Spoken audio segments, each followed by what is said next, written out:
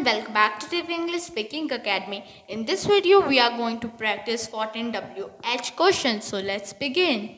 When do you get up early in the morning? I get early in the morning at 7 o'clock. Where are you from? I'm from Mandi, Himachal. Who is your best friend and why? My best friend is Jenna. She's really a nice girl. Why are you learning English?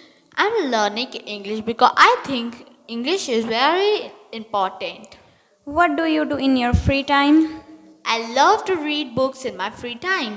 Which language do you speak? I speak English and Hindi. Whose car is this? This is my friend Car.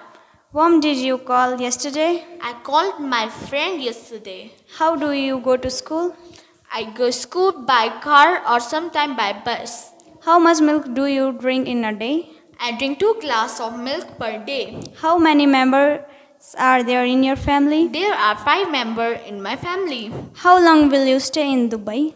I will stay there for 2 weeks. How far is your school from your home? It's around 3 kilometer distance from my school to home. How often do you brush your teeth in a day? I brush my teeth 3 times in a day.